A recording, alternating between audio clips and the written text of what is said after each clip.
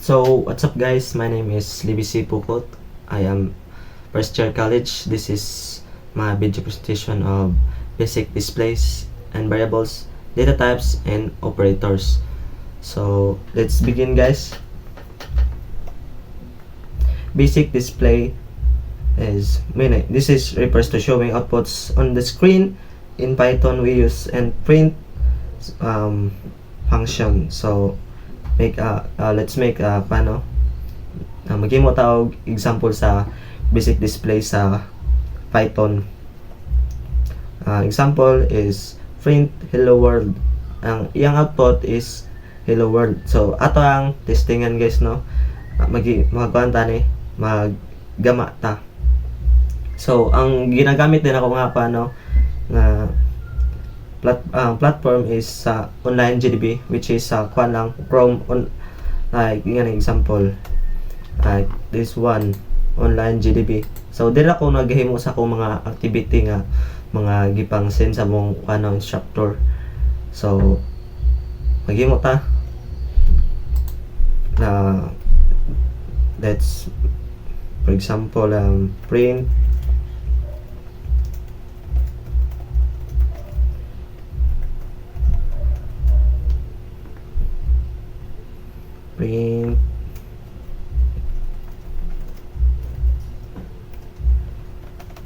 hello world. So atong iparaan guys, no. Guys, hello world. So another example, print hi, my name is Alex.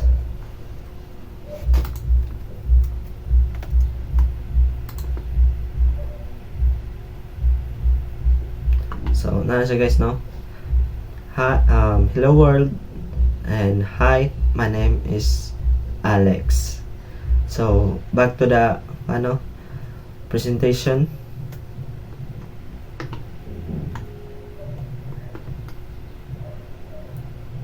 Variables are used to store data that can be used and changed throughout program. So think of them like containers with a label. So you give a variable a name and you assist a value.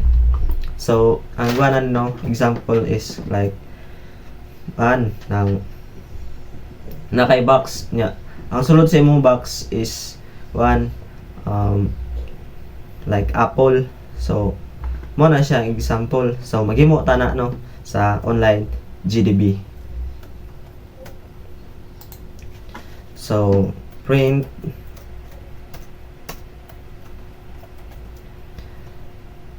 open and close parenthesis para na siya space, enter.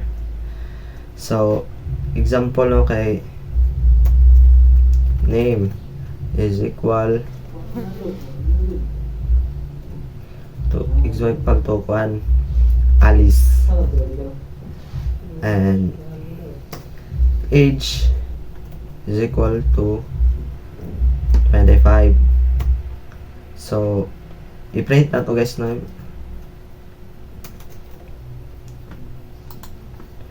Print name,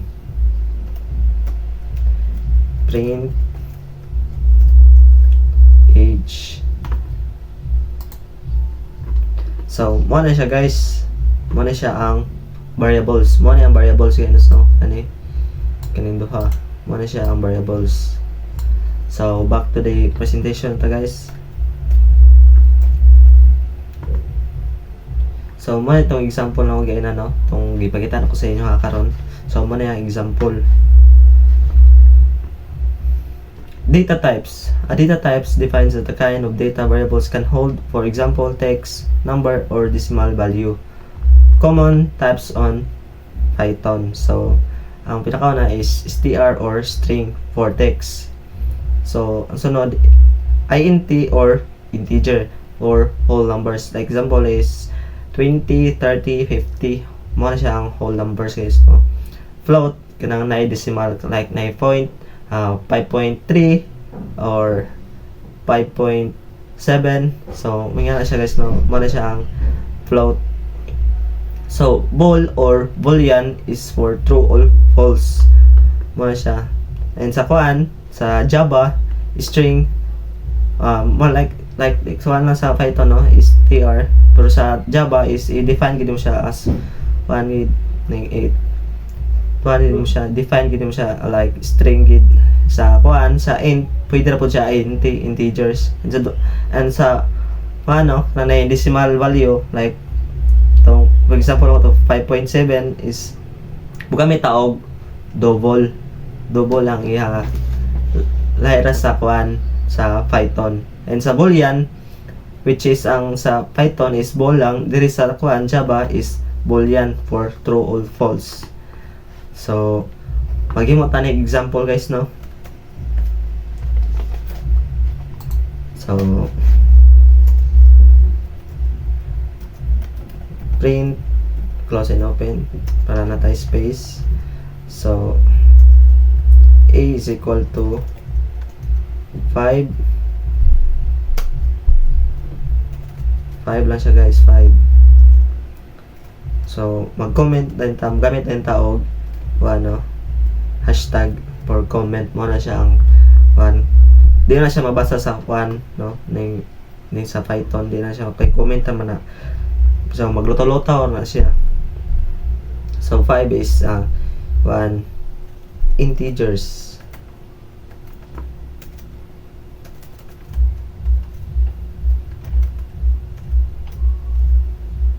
Or int.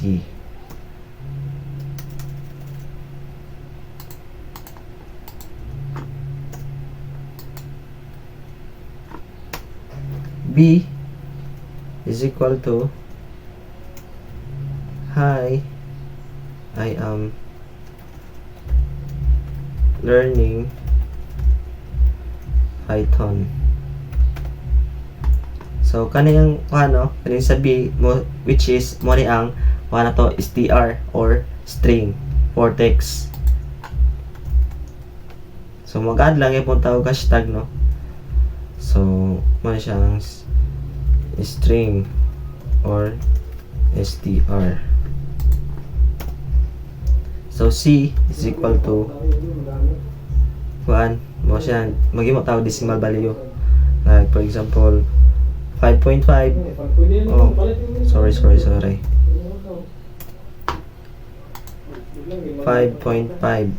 So, muna siya ang sa decimal value. Muna siya ang float. So, si D, muna ito ang boolean, which is example 5 is greater than 1. So muna yung sa boolean or bool.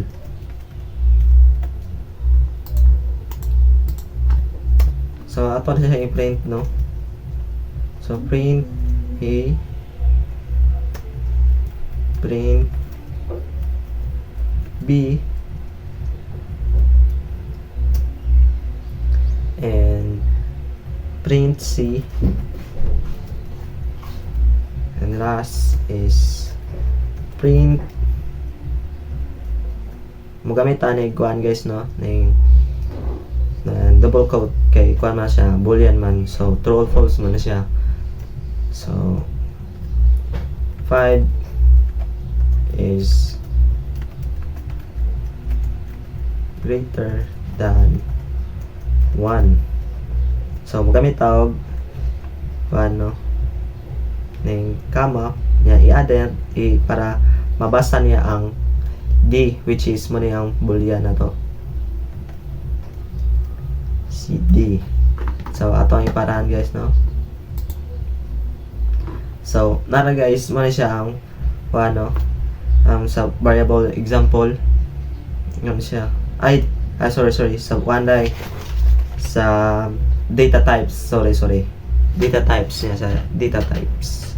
So ang 5 na to is muna siya no 5 ato ang mo na siyang integers ang whole number, and ato ang string is mo na siya hi, I'm learning Python, and itong float which is 5.5 mo na, and ato ang 1, atong boolean which is 5 is greater than 1 which is true. So back to the presentation.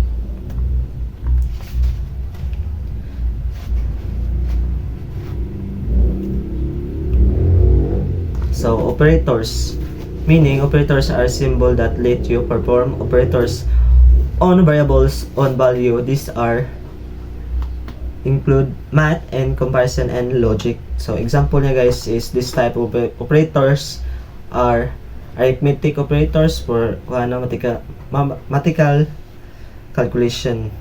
So operators meaning example A is equal to 5, B is 2. So ang result niya is muna siya i-equal lang siya addition, addition, subtraction, and multiplication and division. So ang comparison operators compare two values which is muna siya equal to, not equal to, greater than, or less than. So ang logical operators is combined condition operators, meaning example for result and both must be true. Muna siya guys A is greater than 2 and B is less than 5, which is true, or at least one are true. So A is less than 3 or B is less than 5, which is true yapon. So ang one reverse than value is not A is equal to greater than 2, which is false. So muna siya guys So maghimo ta ng example sa online GDP.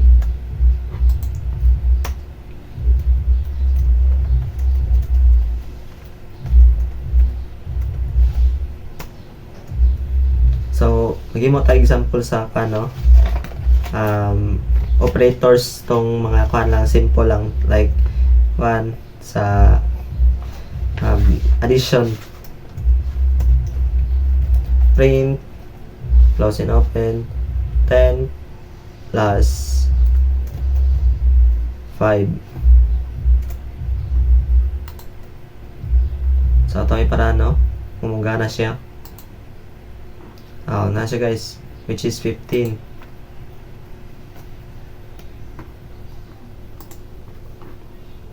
Na siya. So, one would has a multiplication. Print 14 times 6. So, mga siya 144. And sa pod sa minus is like example 30 minus 23, which is ang 7 ang result. So sa pod sa division, print